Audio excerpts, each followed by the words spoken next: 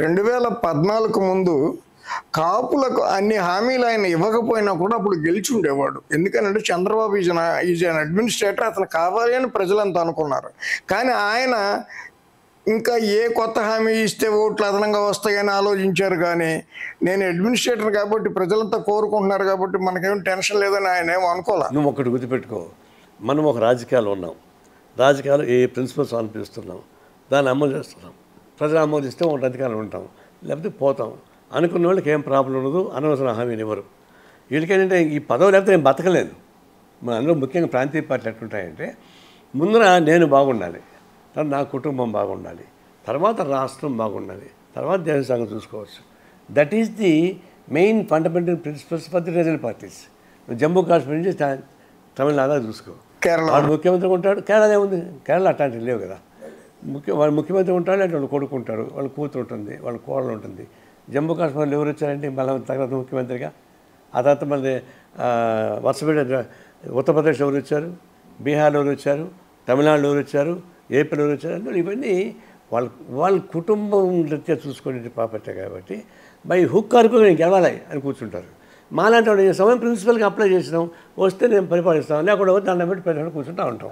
అటువంటి వాళ్ళు కాదు వాళ్ళు. డౌన్ ద లైన్ మన దేశంలో వామపక్షాల భవిష్యత్తు ఏంటి వస్తుంది? ఇప్పుడు ఇట్లాంటి భ్రమలు కల్పించేటువంటి పద్ధతి ఉన్నంతకాలం మాకు కొంచెం రఫ్ వెదర్ ఉంటుంది. మేము ఆ విధంగా చీప్ పాలిటిక్స్ చేయలేము. ఈ పద్ధతుల్లో కొంచెం ఇబ్బంది ఉంటుంది. కానీ జనం ఎన్నాళ్ళు భరిస్తారు చెప్పండి?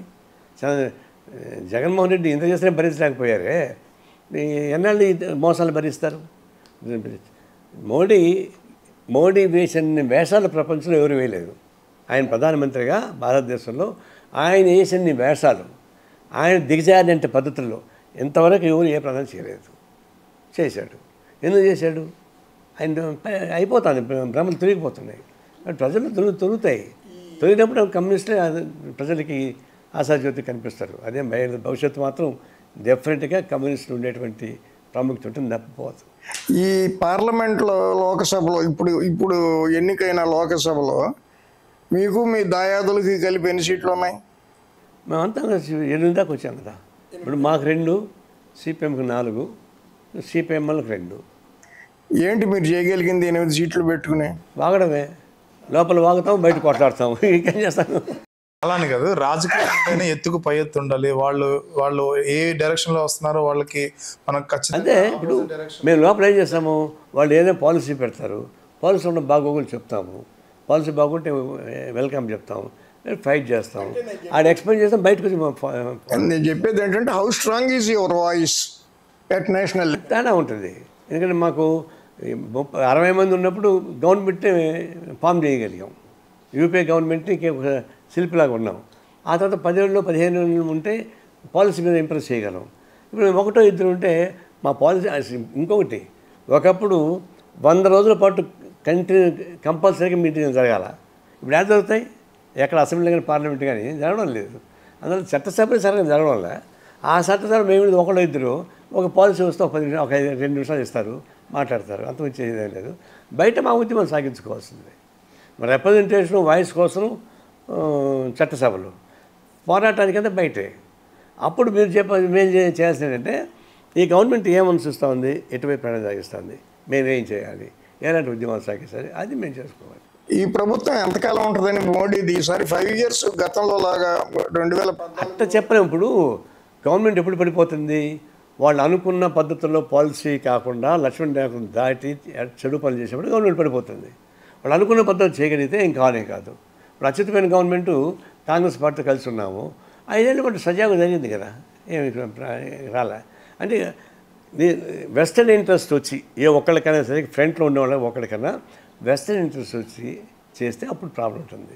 అందువల్ల ఫ్రంట్ ఇంక రాబోయే రోజుల్లో ఈ ధర్మే, ఫ్రంట్ ధర్మే ఉంటుంది. ఒకే పార్టీ ఉంటుందని నేను అనుకోవడం లేదు.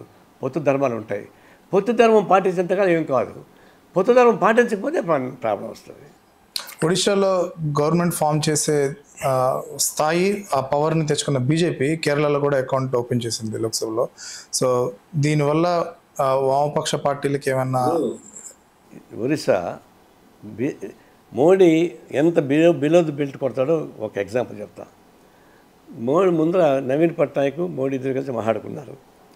పార్లమెంటుకు నీకు ఎక్కువ తీసుకో, అసెంబ్లీకి నువ్వు ఎక్కువ తీసుకో అని చెప్పి ఒక అండర్స్టాండింగ్ కుదిరింది. మధ్యలో ఎక్కడో సీట్లు పడడానికి చిన్న ప్రాబ్లం వచ్చి విడిపోయారు. విడిపోయిన మరుసటి రోజే మోడీ నవీన్ పట్నాయక్ లేలేడు, కూర్చున్నాడు, హెల్త్ బాగలేదు కాబట్టి పాండేకి అయిపోతాడు ముఖ్యమంత్రి పదవి చెప్పేసాడు. పాండే ఎవరు? ఆ తమిళనాడు వాడు, ఐఏఎస్ క్యాడర్. అయితే ఆయన అక్కడ పెళ్లి చేసుకున్నాను అనుకో, ఆయన నమ్మిన పట్టు. ఆయన ఐఏఎస్ క్యాడర్గా ఉండగానే ఆయన రిజైన్ చేసి ఇది పిఏకి చేరిపోయాడు. ఇప్పుడు మొత్తం అతను నిర్వహిస్తున్నాడు. పార్టీ క్యాంపెయిన్ మొదలుకొని అంతా ఆయన చూస్తున్నాడు. అంతే తమిళనాడుకి ఇస్తున్నాడు ఆయన ముఖ్యమంత్రి పదవి, ఈ తమిళనాడు పాలన కావాలా అని చెప్పి అక్కడికి ప్రధానమంత్రి అమ్మాట చెప్పినాక ఏమవుతుంది చెప్పండి? అలాంటి దిగజారిన మాట్లాడగలిగింది ఒక మోడీ. దాని ప్రభావం పనిచేసింది అక్కడ. ఇంకా పాండ్యాన్ని తప్పగా ఇంకేం చేయలేకపోయాడు అతను. పాండ్యం తమిళనాడు అయిపోయాడు. అట్లా చేశాడు. జగన్ గారు సరే ఓడిపోయారు, ఆయన గెలిచారు, పార్టీ ఓడిపోయింది, మొత్తం అన్ని కలిపి ఆయన కాక ఇంకో 10 మంది గెలిచారు. భవిష్యత్తులో తప్పు ఎక్కడ జరిగిందో తెలుసుకుని జగన్ గారు సమీక్ష చేసుకొని తిరిగి ప్రజా విశ్వాసం చూరగొని అధికారంలోకి వచ్చే అవకాశం ఉందని ఒక నారాయణ లాగానో ఒక సిపిఐ లాగానో మీరేమనుకుంటున్నారు? ఇప్పుడు పొద్దున్నే అది కూడా చెప్పాను, మళ్ళీ మీరు చెప్తాను. చంద్రబాబు నాయుడు గెలుపుకి ఆయన ఎవరికి థ్యాంక్స్ చెప్పాలా? చంద్రబాబు నాయుడు జగన్ చెప్పాలా?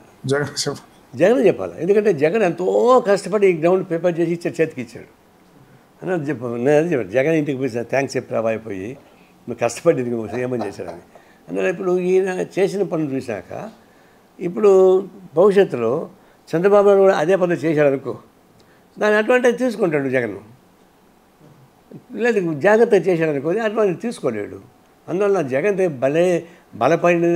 బలహీనపడినా it depends on the ruling party. Chandrababu Naidu attitude బట్టి అతను బలపడతాడా తెలుస్తుంది. యాజ్ అ సీనియర్ పొలిటీషియన్గా, అంటే మామూలుగా ఇన్ ది సెన్స్ పొలిటీషియన్ అనే సెన్స్లో కాకపోయినప్పటికీ కూడా you are in the public life for the last 50 years or so.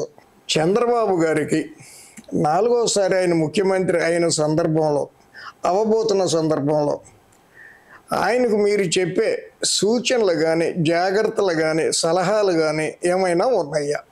మా సలహాలు తీసుకుంటానని నేను అనుకోను. తీసుకోకపోయినా మా పద్ధతి మేము చెప్పాలి చెప్తుంటాం అంతే. అంతేకాదు బయట ఏమనుకుంటారంటే నారాయణ సలహా బలి పార్టీ అనుకుంటారు, అది వస్తుంది, అది అంతా అబద్ధాలు. సరే రాజకీయ పార్టీ నేను ఉన్నాను కాబట్టి మా బాధ్యత మేము చెప్పాలి. ఆయన విన్నా వినకపోయినా మేము చెప్పాము. ఇప్పుడు ఈ అనుభవం దృష్టిలో పెట్టుకో, జగన్ ఏం చేశాడో దృష్టిలో పెట్టుకో, దాన్ని దృష్టిలో పెట్టుకొని నీ పరిపాలన సాగించే కాబట్టి ఏర్పాటు చేసుకో. ఒక ఎగ్జాంపుల్ చెప్తాను మీకు. మా ఫ్రెండ్ ఒకడు లెదర్ టెక్నాలజీ, వాడు క్లర్క్, లెదర్ టెక్నాలజీ ఇంజనీర్ ఒకటి ఉన్నాడు, ఎక్స్పర్ట్. ఇద్దరు రిజైన్ చేసి మెడ్రాస్ ఒక వ్యాపారం పెట్టుకున్నారు. 2 ఏళ్లలో లెదర్ టెక్నాలజీ అతను ఫెయిల్ అయిపోయాడు. వీడు క్లర్క్గా ఉన్నాడు, సక్సెస్ అయిపోయి ఎక్స్పోర్ట్ అయిపోయాడు ఈవెన్ టుడే. నేను అడిగా ఎట్లా ఆయన లెదర్ టెక్నాలజీ టెక్నీషియను ఆయన ఫెయిల్ అయ్యాడు, ముందు నువ్వెట్లా సక్సెస్ అంటే ఆయన ఏం చేశాడో అది నేను చేయకుండా ఉన్నా కాబట్టి బతికిపోయాడు. అట్లా ఈయన కూడా జగన్ ఏం చేసినా చేయకుండా ఉంటే బతికిపోతాడు. చంద్రబాబు గారు, లోకేష్ గారు పెరగటానికి జగన్ చేసిన సేవ ఇంత అంతా కాదు గత 5 ఏళ్లలో. జైల్లో పెట్టడం అదే సజ్జల రామకృష్ణారెడ్డి గారు చేసిన వ్యాఖ్యలు కానీ, ఆ పార్టీ వాళ్ళు చేసిన వ్యాఖ్యలు కానీ, జగన్ గారి భాష కానీ, ఆయన మీద వాడిన భాష కానీ చంద్రబాబుని మళ్ళీ పునర్జన్మ ఇచ్చారు వాళ్ళు. అలాగే రేపు వీళ్ళ వ్యవహార శైలి జగన్కి ఏదన్నా ఉపయోగపడే అవకాశం ఉందని మీరు అనుకుంటున్నారు? అదే చెప్తున్నా, వీళ్ళ ప్రవర్తన బట్టే ఉంటుంది. నేను వీళ్ళు జగన్ బ్యాచ్, జగన్ అనుకో ఏమేమి చేశారో అది చేయకుండా ఉంటే బాగుపడతారు. వాటి ఇంత పని చేసి నేను కూడా చేయకూడదు. ఇస్తర్లో కోతి ఎగురుతుంది పైకి, అటు ఎగిరితే లాభం లేదు. దాన్ని చూసుకొని దృష్టిలో పెట్టుకొని జాగ్రత్తగా ఉంటే బాగుపడతారు. లేదు అతను ఒక పని చేసాడు, నేను 2 పని చేస్తా, ఆయన ప్రజాపక్షం ఒక పగలగొట్టాడు, నేను ఇంకొకటి పగలగొడతా అని అంటే చేసేదేమి లేదు. Thank you sir. Okay, thank you. Please do subscribe to Telugu Rajyam channel. Please do subscribe to Telugu Rajyam channel. Please do subscribe to Telugu Rajyam channel. Hi అండి, నేను మీ ఆర్పీని, నెల్లూరు పెద్దారెడ్డి చేపల పులుసు ఓనర్ని. మీరు తెలుగు రాజ్యం అనే ఈ యూట్యూబ్ ఛానల్ సబ్స్క్రైబ్ చేసుకుని మంచి మంచి వీడియోలతో వస్తారు. Thank you so much. Hi people, I'm Sonakshi Verma and you please watch Telugu Rajyam and please subscribe to the channel.